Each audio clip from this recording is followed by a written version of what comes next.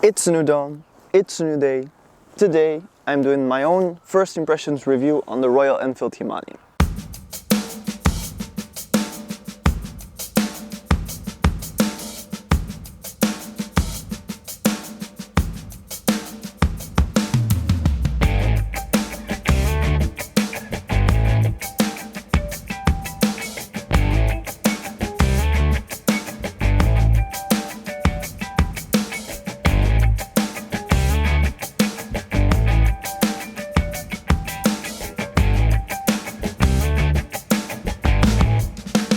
So I have done a review on the Royal Enfield in the past, but that was me asking questions to my dad because it's his bike. But now, this is part 6, I think, of the videos that I make that I switched bikes with my dad. So I've been riding it for a week or so. I've done plenty of things that I can talk about, and so it's kind of a first impressions review. Of course, I'm gonna be very honest, so if I don't like something, I'm just gonna say it honestly. No point in trying to convince you of something. Before I start the first topic, I want to thank all the people that commented on the previous video's movie quote. Your comments are right here. At the end of this video, there's another movie quote. If you guessed that right, your comment will be in the next video. Also remember to subscribe if you like what I'm putting out, because every time I upload like a popular video, people comment below like, "Oh, I'm so happy you're back." And I'm like, I was never gone. I was uploading each week. You're probably just not subscribed. So if you like it, subscribe. It's free if you don't know. Alright, so which topics am I going to talk about? First, I'm gonna give my just general opinion about the bike and just how it performs on normal tarmac roads. The next topic is going to be agility and off-roading. Then I'm gonna talk about commuting as well, a little bit about riding with passenger and also highways. I'm also going to include long distance because I did one day like 12 hours on the bike, so that's also kind of long distance. So the first topic, small tarmac roads, general opinion. Well, I think the Himalayan is just a very relaxed bike. That is my general opinion. It invites you to ride slow, it invites you to ride in a relaxed manner, so it kind of feels like you're on vacation every time you step on this bike. And because the engine is so low revving, it really gives you that cruising kind of vibe if you're on it. In the beginning it took some getting used to because my bike, the Honda CB500X, is way more high revving, but I very much liked the low revving sound of the engine. Going in corners on the small tarmac roads was just amazing. It's very well balanced, the bike. I feel like because the wheels are from steel, that they're heavy and they help keep the bike extra balanced. I could be wrong, of course, but feels that way. What's also cool is that you almost don't see this bike in Belgium. I think I saw another Royal Enfield like once in Belgium, so it's just cool to ride on a bike that you don't see very often here. The first day I rode with it, 2 people already said to me like, "Cool bike, nice looking bike, what's this, what's that?" And they don't know it even, so just very cool in that perspective as well. And of course they were right because it's a gorgeous bike. I like the way the tank is on one line with the seat, and I mean the bottom of the seat because this is of course a custom seat which is a bit higher and flatter, but like this part right here is just one line all the way to the end, and that gives it that classic look which I really like. Then the agility and off-roading. So I made 2 videos about these topics, so if you want to watch these full videos, just click here in the link and then you'll see them. So I did some exercises on the parking lot, like figure 8s and emergency stopping, slow riding, all stuff like that. It's so agile and balanced that I think like everybody can do it. It's just a really strong point on this bike. When going off-road, which is also a strong point on this bike, I just love standing up on the bike. It gives you so much control and it's just very comfortable. Also the suspension is very soft, which gives you that confidence off-road. So the tires could be a bit better because they're not fully off-road tires, but they're 50/50s and they're good enough. These are the stock tires, the Pirellis that they come with. And they give you enough confidence off-road for like a beginner and maybe some advanced stuff. But if you really want to push it, I'll suggest maybe like the more knobby tires, but that's standard. The pegs I also very like. I don't know if there's normally plastic on it, but maybe my dad removed it, I don't know. But they're like grippy pegs and they're very wide and they give you a lot of good footing and balance. So I just love the off-road capabilities of the Himalayan.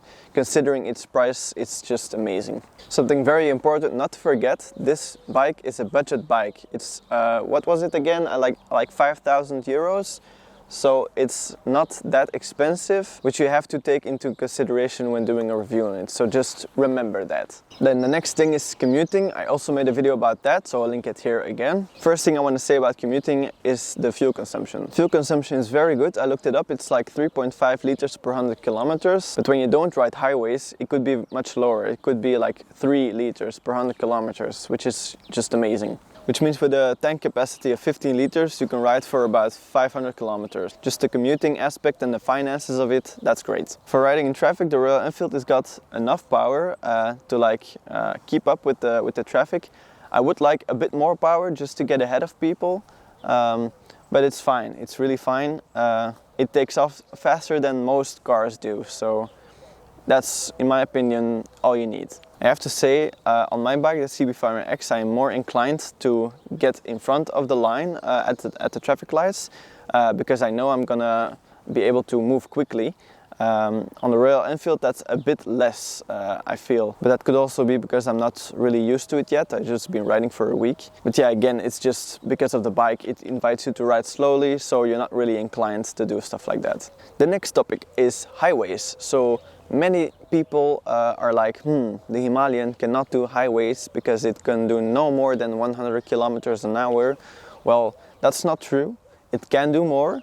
It can do like 120, and that's really pushing it. The only thing is, if you do that all day, I think you're gonna ask a lot of the engine. I think it's better to ride like 100 kilometers an hour, and that you can do all day. There's one thing about the Royal Enfield stock that I don't really like on highways, and that is the protection for the wind. I feel like the wind just keeps blasting you in the face, and you get tired of it because of the wind. It gets a lot of noise, and I use earplugs, but you know, there's just a lot of noise still, and because the wind pushes you back all the time, you have to hold on a bit tighter, which makes your hands sore. So if I would ride highways all day, I would probably need a break like every 2 hours or something because of the pain in my hands.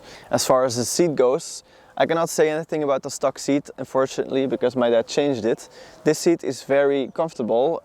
It's done by a company called Z, but they don't do shipping. I asked the guy that made them, so most people that watch this channel are not gonna be able to get this one, but it's just a seat that's not too soft and not too hard.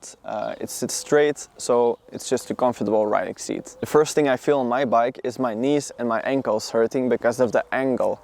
The pegs are a bit too high on the Honda, so that just starts aching after a while, and that is no problem on the Royal Enfield. You're just comfortable on it. The riding position is great. Of course, when you think highways, you think long distance.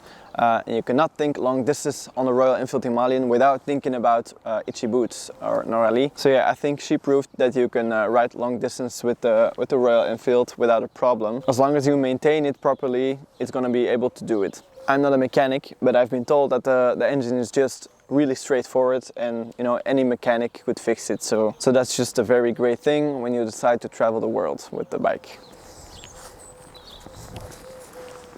Next topic is the passenger. So I just did one ride with the passenger and my dog, so it was actually 2 passengers that I took with me, and it was perfectly doable. We didn't go for so long. I think we rode about 2 hours or something, but it was really nice. She had enough room. She didn't have any pains.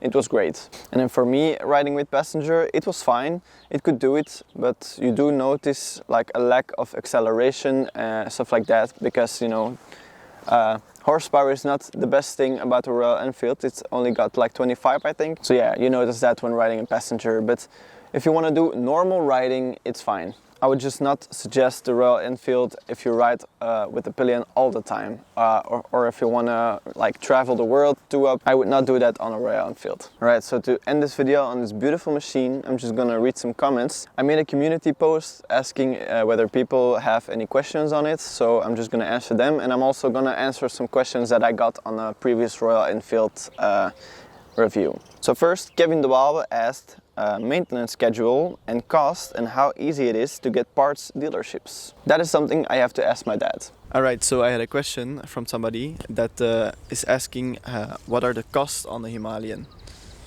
Is it okay or is it expensive?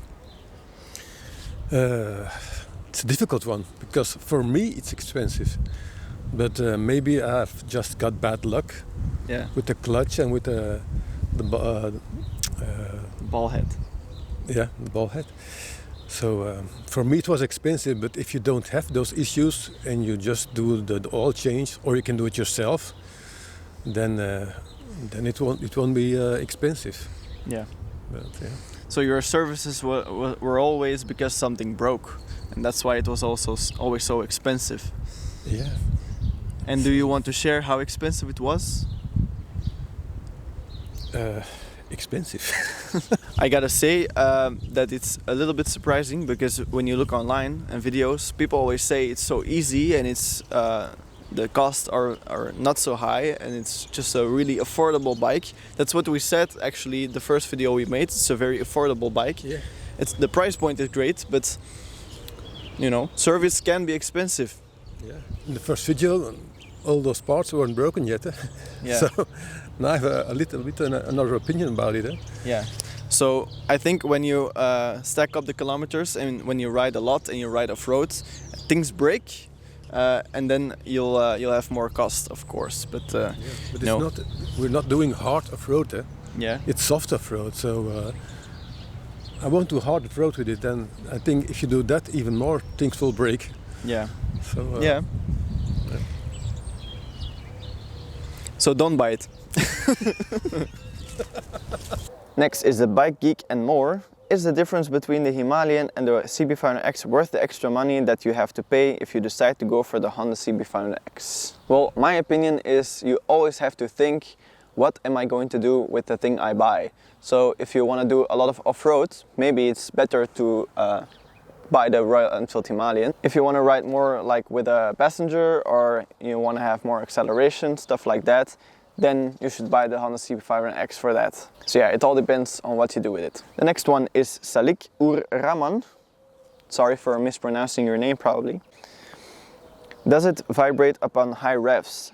And how is the handling and refinement compared to the Honda CB500X, both on tarmac roads and off-road roading as well? Vibrations I don't really notice on the Royal Enfield. When revving of course a bit, but when riding a steady like kilometer an hour, I don't really notice it. Not even on the highways when riding hundreds, it didn't bother me at all. I actually think that the Royal Enfield has less vibrations than the Honda CB500X. Then the refinement, well, the Honda CB500X feels more like a refined bike, but it's not really fair because it's 2,000 euros more. So on that topic I cannot really compare the two. Then there's Nishan Jill asking me, please also cover how it fits for tall riders. Is it comfortable for tall guys, and whether it generally looks good for taller people? So my dad is 185 I think, which is quite tall, not super tall, but you know, tall enough. And for him the Royal Enfield was too low. So he changed the seat. I think it's like 5 centimeters higher. So yeah, now it's perfect for him. Also when I ride behind him and I watch him ride, it looks very normal, if that's the thing you're asking. So I'm scrolling through the comments of the last review that I did on the Royal Enfield with my dad. And I can see that I forgot to talk about something then, so I'm going to talk about it now, which is torque. So the Royal Enfield hasn't got much horsepower, but it does got a lot of torque for its horsepower, which is just very beneficial when you ride off-road. Higher torque means that when riding off-road, it just keeps the engine going. Here's a comment by Carl Atamacic asking, any clutch issues? Well, my dad and I rode TED Belgium and part of TED Netherlands, and when we started TED Netherlands, we came across this very sandy bit, and it was a very hot day, so it was probably our own fault, but the clutch plates burned up, so we couldn't ride any further. And then it took the dealer like 3 weeks or something to order the parts and install them. So yeah, that was not really fun. So yeah, it's definitely a weak point on the Royal Enfield, the clutch. If I go through these comments, the main thing I see is that people just love the Royal Enfield for its looks, and also it's a great bike for its price. So yeah, conclusion, nothing but love. Alright, so I hope you enjoyed this first impressions review on the Royal Enfield, and now guess this movie quote.